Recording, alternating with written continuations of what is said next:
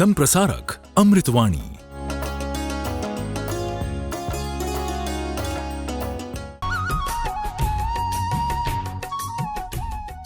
पन्नगे च सुरेन्द्रे च कौशिके पाद संस्पृशि निर्विशेष मनस्काय श्री वीरस्वामिने नमः। आर्हत वाङ्मय में कहा गया है, नाणं च दंसनं चैव चरितं च तवोतः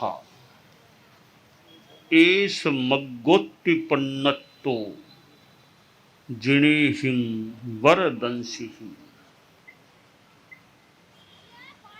जैन शासन में आगम शास्त्र हैं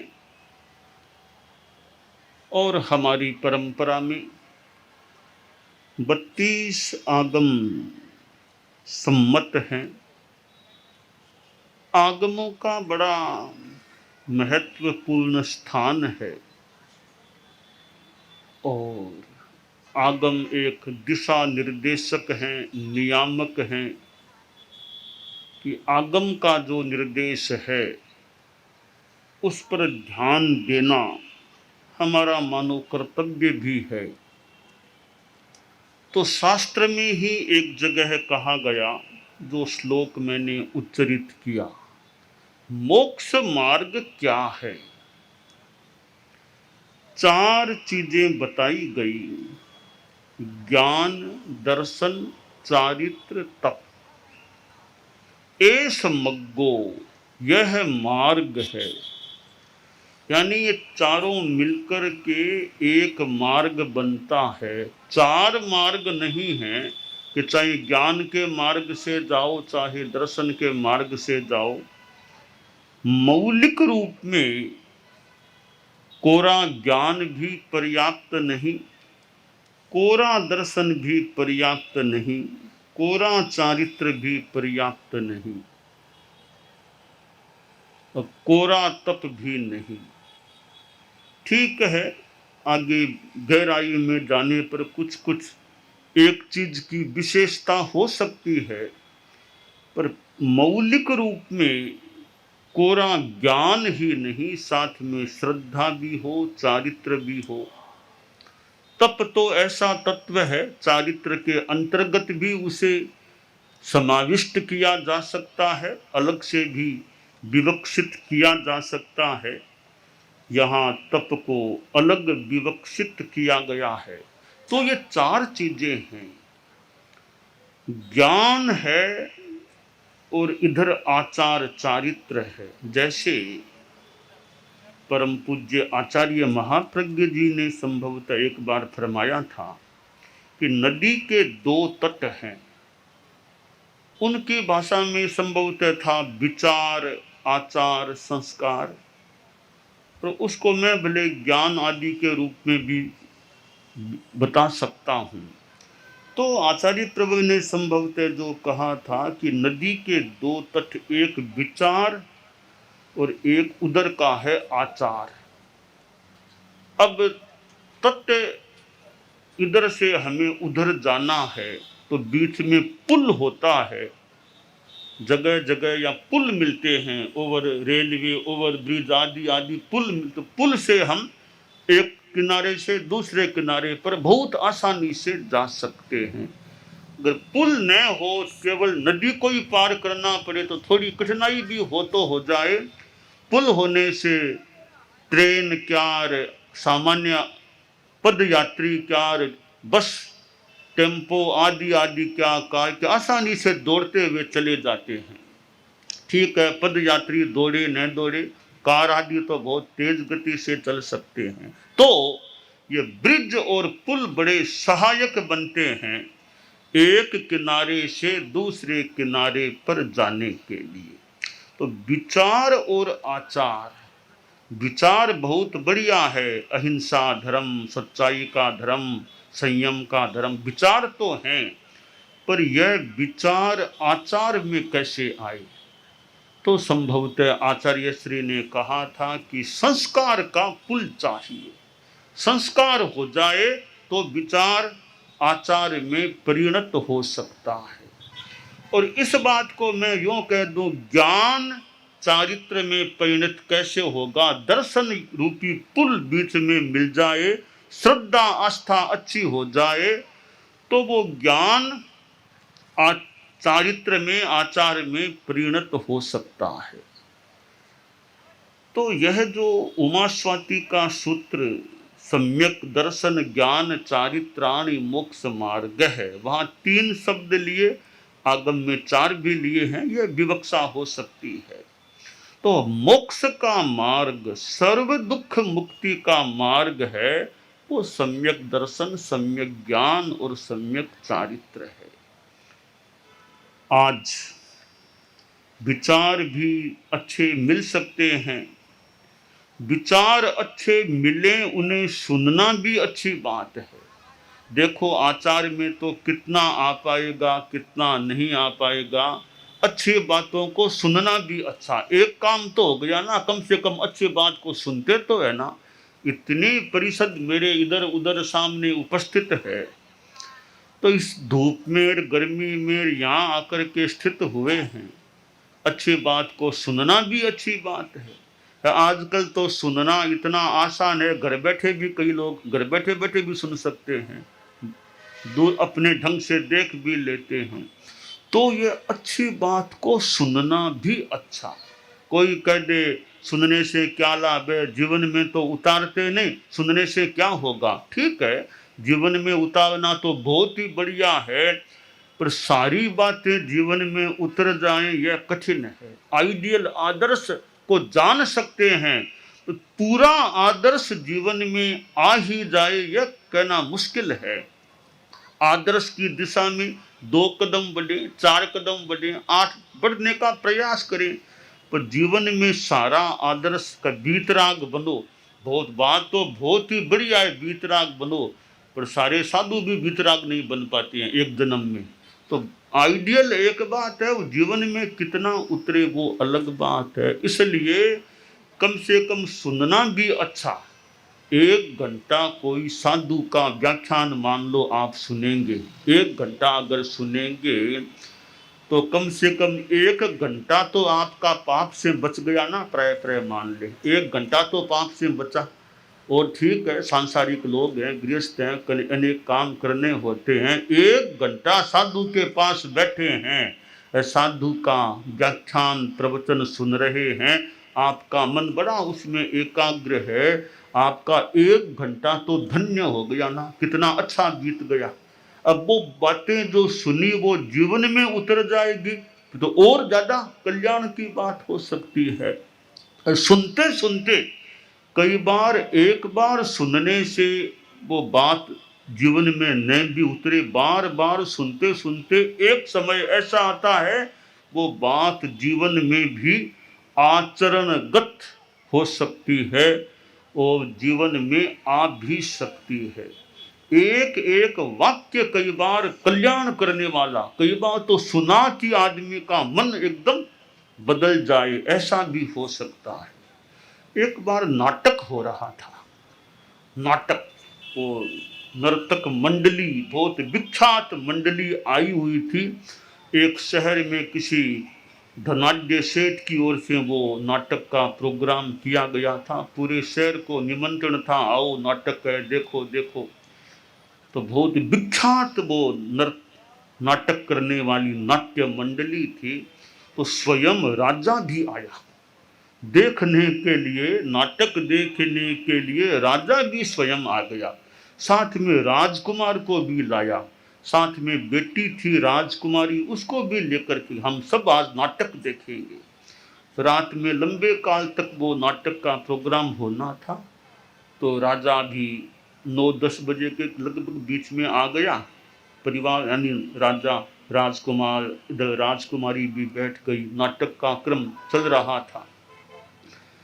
तो नाटक में जो मुखिया नट था, जो मुखिया कर्तव्य दिखाने वाला था, 1 घंटा बीता, 2 घंटा बीता, 3 घंटे बीते, 4 घंटे बीते, 5 घंटे बीते, कोई कहीं से कोई भी की घोषणा भी इतना हम वो देंगे या ऐसा कुछ हुआ नहीं।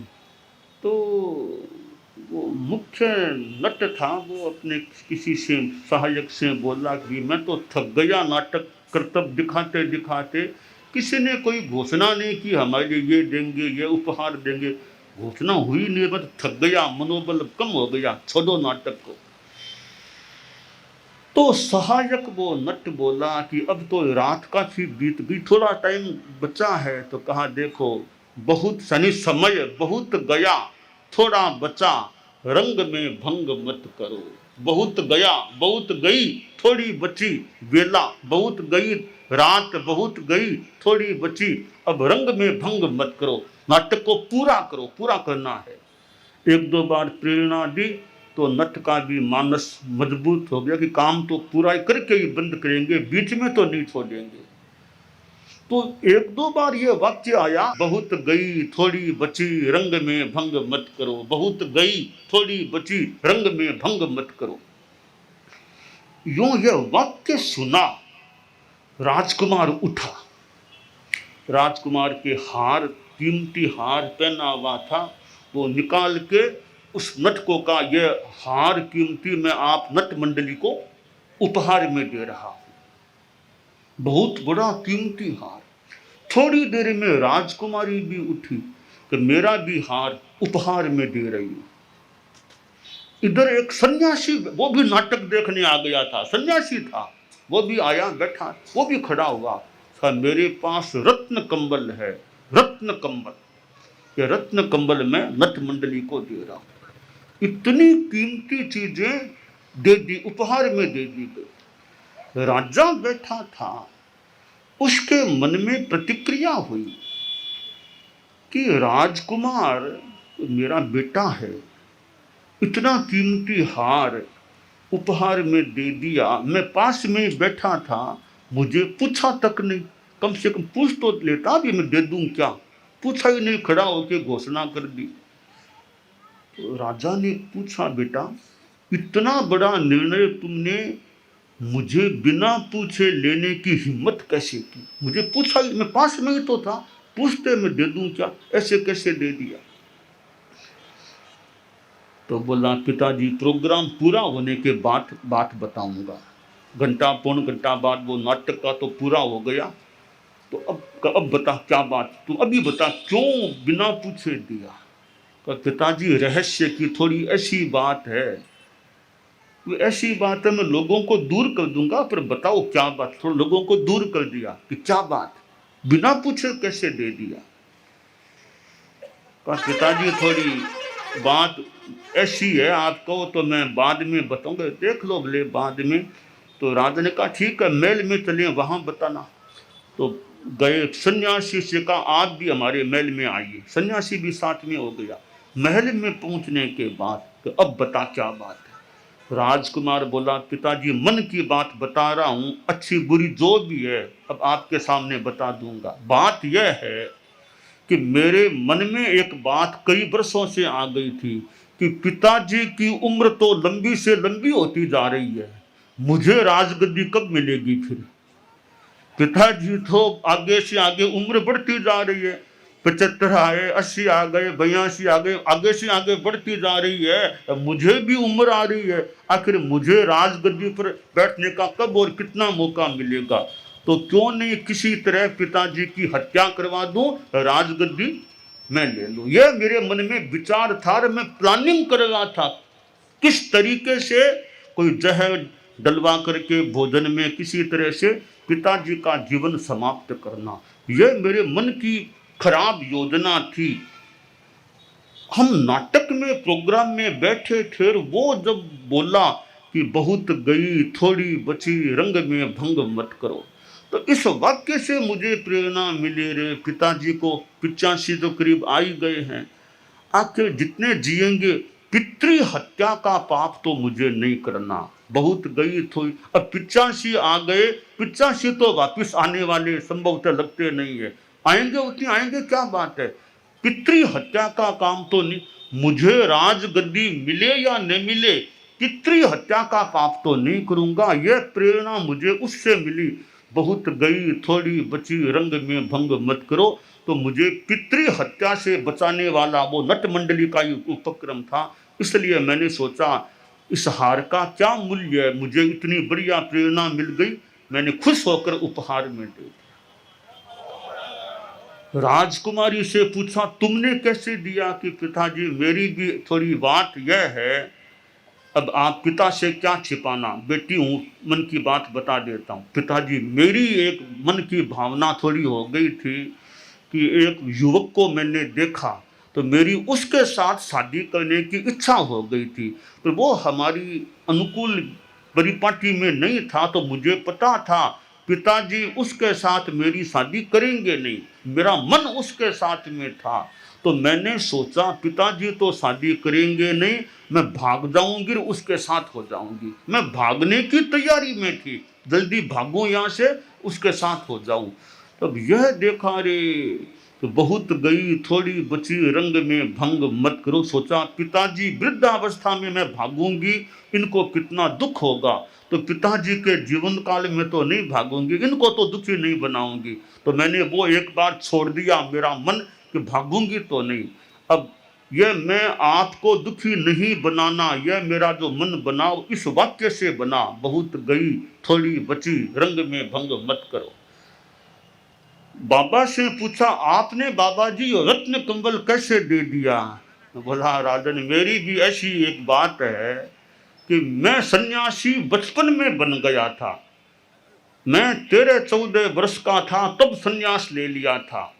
अब मैं 40 पार का हूँ तो मेरे मन में आया रे सन्यास ले लिया, संसार के सुख छोड़ दिए मैंने भूल की, अभी भी संभलूं वापिस घर चला जाऊं, संसार में रहूंगा। तो यह मेरा चिंतन बन गया था। और मैं तो आश्रम को छोड़ करके घर की ओर जा रहा था, बीच में देखा रे नाटक, थोड़ा नाटक भी देख लूं, इसलिए मैं यहाँ ठहर गया। मैं तो घर की ओर ही जा रहा था संन्यास छोड़ करके। तब तो उसने कहा रे बहुत गई थोड़ी बची रंग में भंग मत करो। तब सोचा रे इतने वर्ष तो मेरे जीवन के बीत गए, अब संन्यास जैसी चीज मुझे मिली, इसको छोड़ दूंगा तो व्रत भ्रष्ट होने का यह पाप क्यों करूं, यह काम क्यों करूं। भ्रष्ट संन्यास को छोड़ देना, एक इतनी बढ़िया चीज मिली उसको मैं छोड़ दूंगा। मनुष्य जीवन मिला और संन्यास मिला, अब छोड़ दूंगा, गृहस्थ बन जाऊंगा तो बड़ी भूल हो जाएगी। इतने वर्ष मैंने संन्यास में निकाल दिए, कुछ और वर्ष निकालूंगा, संन्यास को तो नहीं छोड़ूंगा। यह प्रेरणा उस वाक्य से मिली, बहुत गई थोड़ी बची रंग में भंग मत करो।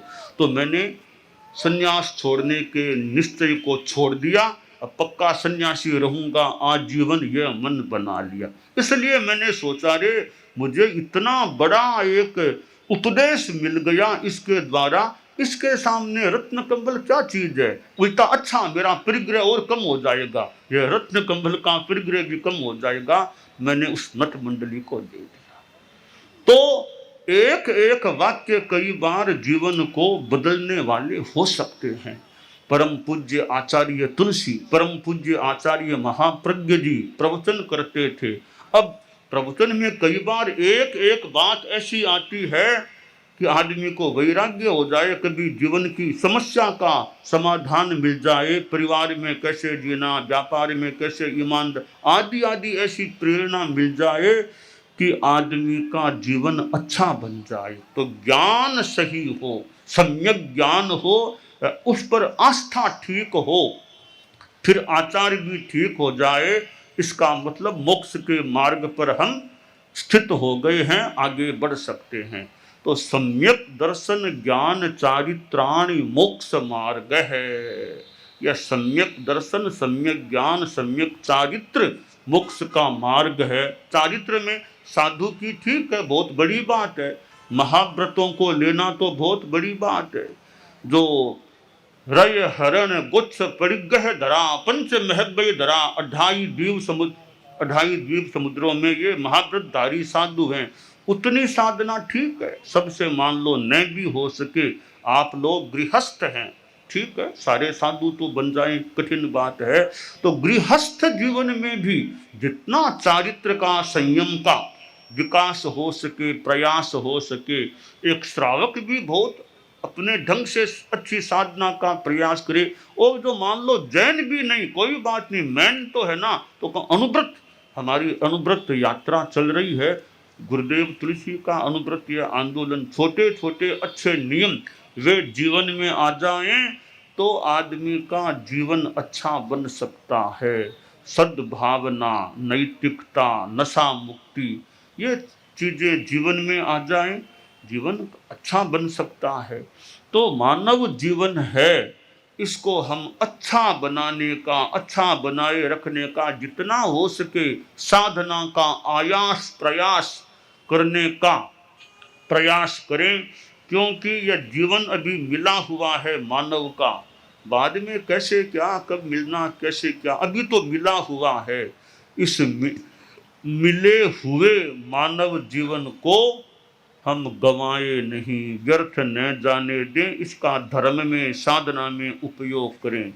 धन और धर्म, यह धन तो वैसे यहीं रह जाता है, आपके पास मान लो धन हो सकता है, पर वह धन तो आखिर साथ में तो जाने वाला है नहीं। धर्म का प्रभाव वो साथ में जा सकता है, तो जो साथ में जाए उस पर भी तो अच्छा ध्यान देना चाहिए। साथ में नहीं जाएगा वो तो यहाँ रहने वाला है। साथ में नहीं जाने वाले के लिए ध्यान दें तो साथ में जाने वाले के लिए तो और ज़्यादा ध्यान देना चाहिए। तो हमारा साथी वो धर्म आगे साथ देने वाला हो सकेगा।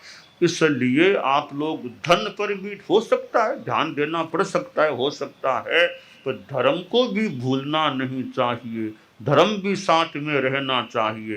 क्योंकि एक नया पैसा भी साथ नहीं चलेगा। एक नयो पैसो भी ठारे नहीं चालसी सागर, कर्या आप कर मास्यूं ही सुख दुख मिलसी आगर। संयम रे मार्ग पर चाल्या, संयम रे मार्ग पर चाल्या, तुलसी निश्चित है निस्तारो, तुलसी निश्चित है निस्तारो। चेतन चिदानंद चरणा में सब कुछ अर्पण। तो मेरी बात का सार है भी, अच्छी बात को सुनना भी अच्छा, जीवन में उतारने की बात तो अगली है, अच्छी बात को सुनना भी अच्छा। तो अच्छी बातों को सुनने का प्रयास करें, या कोई बात ऐसी पकड़ लें जो हमारे जीवन की दिशा और दशा को अच्छी परिवर्तित करने वाली हो, और सम्यक दर्शन, सम्यक ज्ञान, सम्यक चारित्र की आराधना करें। अच्छे विचार आचार, बीच में अच्छे संस्कारों का पुल मिल जाए, उस पुल के द्वारा हम विचार से आचार की तरफ भी आ सकते हैं। संप्रसारक अमृतवाणी।